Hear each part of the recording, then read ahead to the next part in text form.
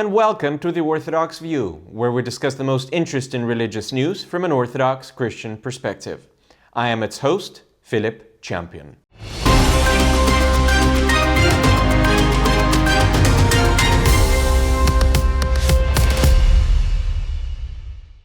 The canonical consciousness? Haven't heard of that.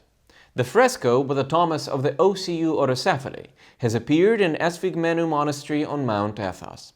At the monastery that recognizes the Ukrainian schismatics, Saint Anthony of the Caves is depicted with the text of the Thomas of autocephaly of the OCU.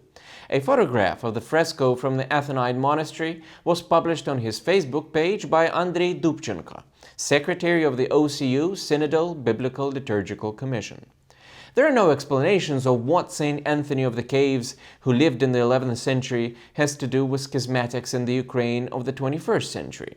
We will remind you that in 2019, Esfigmenu Monastery, along with Xenophantus and Pantocrator monasteries, hosted a delegation of the OCU and put out the relics of Athonite saints so that they could venerate them.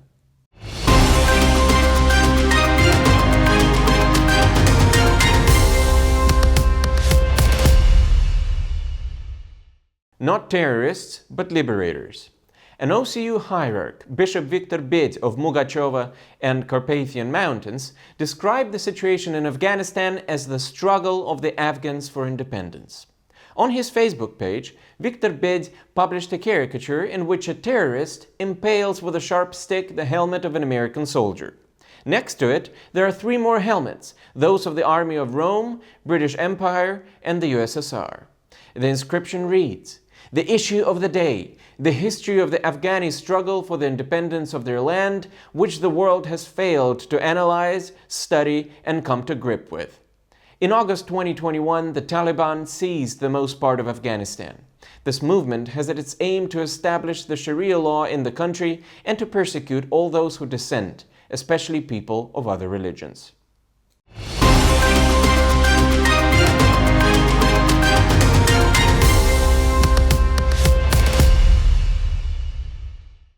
Not strong enough. The Constitutional Council of France approved a law against Islamic separatism. For the 7 months of discussion, both parliament chambers managed to change the name of the project to Respect for Principles of the Republic. The final document sustained a number of principal changes, and now the politicians on the right call it too soft. In particular, the law provides for religious neutrality for civil servants and employees of private companies equated to them.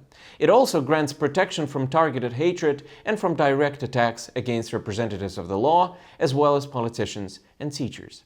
The document also puts restrictions on home education, which was used by many in order to put children under religious control. Special attention is given to the rights of women.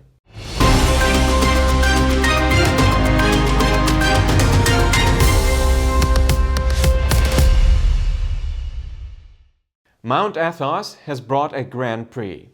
A Russian photographer has won the largest international competition of Orthodox photography.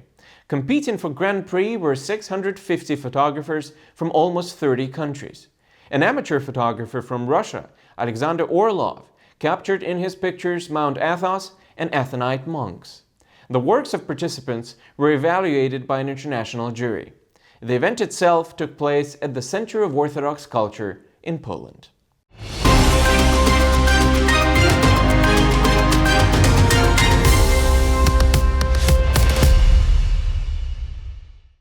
Likes and reposts, the Serbian way. The Serbian Patriarch Porphyry has created an account on Instagram. 30,000 people have subscribed to the Patriarch within a week. The Patriarch of Serbia said, I quote, "I intend to use all the instruments that modern technologies offer us to improve the mission of the Church." We are now following Instagram page of the Serbian Patriarch and invite you to do the same. This is all for now. See you next time on the Orthodox View.